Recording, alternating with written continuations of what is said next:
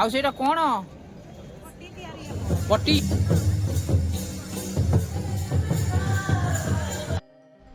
ଜୟ ଜଗନ୍ନାଥ ସାଙ୍ଗମାନେ, ଆମ ଥମ୍ବନେଲ୍ ଦେଖି ଆପଣମାନେ ଜାଣିପାରୁଥିବେ ଆମେ ଯାଉଛୁ ଆଜି ଆଦିବାସୀ ମେଳା ଦେଖିବାକୁ। ଭୁବନେଶ୍ୱର ଯେଉଁ ଗହଳିପୂର୍ଣ୍ଣ ଟ୍ରାଫିକ୍ ପାର କରିବା ପରେ ଫାଇନାଲି ଆମେ ପହଞ୍ଚିଗଲୁ ମେଳାରେ। ପହଞ୍ଚୁ ପହଞ୍ଚୁ ସେଠାକାର ଲାଇଟ୍ର ସାଜସଜ୍ଜା ଆମକୁ ଏତେ ଆକୃଷ୍ଟ କଲା ଯେ ଆମେ କିଛି ସମୟ ଫଟୋ ସୁଟ୍ କଲୁ। ତାପରେ ଆମେ ପ୍ରବେଶ କଲୁ ମେଳା ଭିତରକୁ।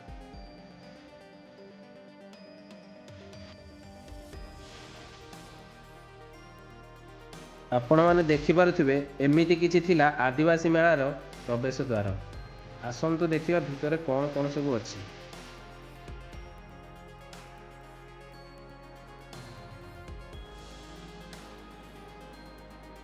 ଭିତରେ ଯାଇ ଦେଖିଲୁ ଜଣେ ସାର୍ କିଛି ବୁଝାଉଛନ୍ତି ଓ ଆମେ ବି ସେଠି ଗଲୁ କିଛି ବୁଝିବା ପାଇଁ। ହେଲେ ଯାଇ ଦେଖେ ତ ସେଠି ଆଦିବାସୀ ଭାଷା ବିଷୟରେ ସାର୍ କିଛି ବୁଝାଉଥିବେ। ଆପଣମାନେ ଦେଖିପାରୁଥିବେ ସେଠାକାର ବହୁତ ସୁନ୍ଦର ସୁନ୍ଦର ପେଣ୍ଟିଂ ମଧ୍ୟ ଲାଗିଛି। ବହୁତ ସୁନ୍ଦର ଲାଗୁଛି ପେଣ୍ଟିଂ ଗୁଡ଼ିକ।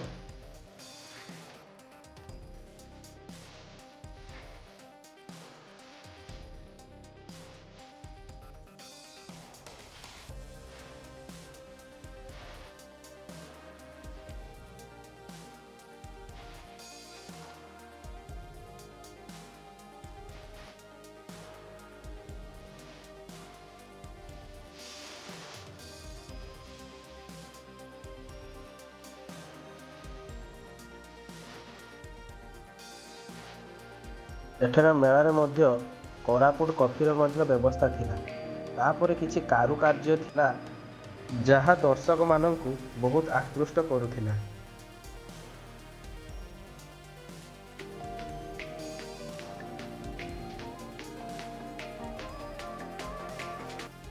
ଏହି ମେଳାର ମୁଖ୍ୟ ଆକର୍ଷଣ ଥିଲା ଏହି କେନ୍ଦୁପତ୍ର ଗେଟ୍ଟିଏ। ଦେଖିବାକୁ ଥିଲା ବହୁତ ସୁନ୍ଦର। ତାପରେ ଆମେ ଜାଣିବାକୁ ପାଇଲୁ ଆଦିବାସୀ ଲୋକମାନଙ୍କର ବାସଗୃହ, ରହିବା, ଚଳିବାର ଶୈଳୀ କେମିତି ଥିଲା। ଯେମିତିକି ଆପଣମାନେ ଦେଖିପାରୁଥିବେ ତାଙ୍କ ଘରର ସାଜସଜ୍ଜା, ସେ କେମିତି ପୂଜା କରନ୍ତି।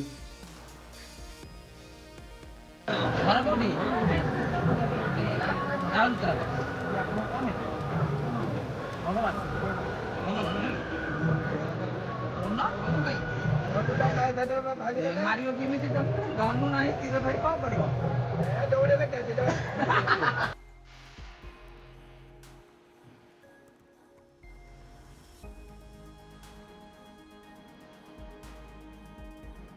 କ'ଣ ପଟି ଓ ସପ ତିଆରି? ଓ ତାଙ୍କ ସପ ତିଆରି ହବ ଓ ତା ଜଏଣ୍ଟ ହବ ଏଟା ସବୁ।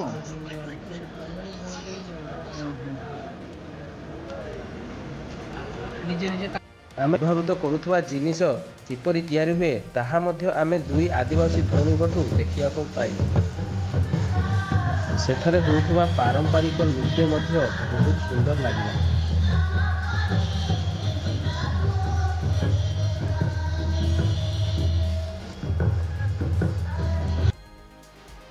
ଓଡ଼ିଶାର ପାରମ୍ପରିକ ନୃତ୍ୟ ଓଡ଼ିଶୀ ନୃତ୍ୟ ମଧ୍ୟ ଶେଷରେ ଦେଖିବାକୁ ମିଳୁଥିଲା। ଓଡ଼ିଶୀ ନୃତ୍ୟ ଦେଖି ଶେଷରେ ଆମେ ଆଦିବାସୀ ମେଳାକୁ ବାଇ ବାଇ କଲୁ। ଏଇଟା ଥିଲା ଆମ ଚ୍ୟାନେଲର ପ୍ରଥମ ଭିଡ଼ିଓ। ଭିଡ଼ିଓଟି ଭଲ ଲାଗିଥିଲେ ଲାଇକ୍, ସେୟାର, ସବସ୍କ୍ରାଇବ୍ କରିବାକୁ ଜମା ଭୁଲିବେନି ସାଙ୍ଗମାନେ।